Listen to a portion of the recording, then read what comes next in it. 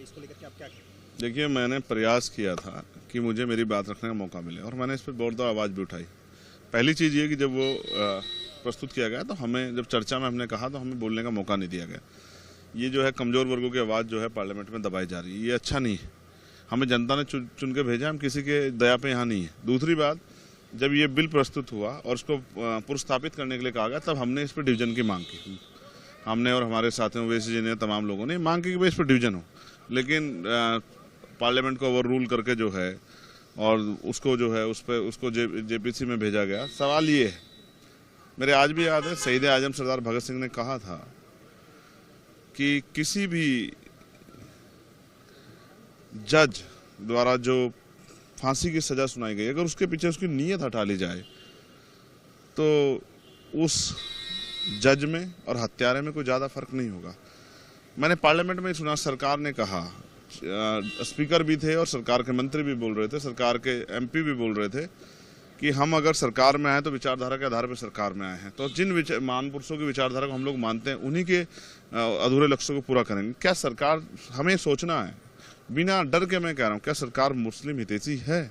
सरकार का एक कोई कानून मुस्लिम हितैषी बना है? सरकार ने एक भी योजना मुस्लिम हितैषी बनाई? आपने एजुकेशन का बजट किया, मौलाना अब्दुल कलाम जो है वो योजना थी, फेलोशिप थी, वो आपने बंद कर दी, तमाम मदरसों के एड आपने खत्म कर दिए, को उर्दू भर्ती आप लोग करा नहीं रहे हो।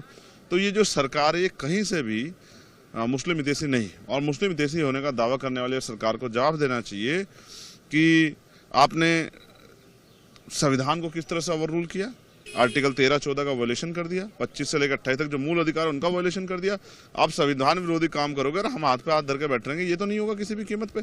कल कोई आके खड़ा कर देगा, आपने जो है सर्वे जो है कमिश्नर को नजरअंदाज कर दिया, आपने ये सारी पावर जो है एडमिनिस्ट्रेशन को दे दी, जिलाधिकारी को दे दी। आप ये जानते हैं और मैं भी जानता हूँ, हमने सरकारें देखी है, जिलाधिकारी वो है जो सत्ता के हिसाब पे कार्य करता है, सत्ता के आधार पे कार्य, सत्ता के ऑर्डर को मानता है। जब ये सब होगा तो कैसे न्याय मिल जाएगा?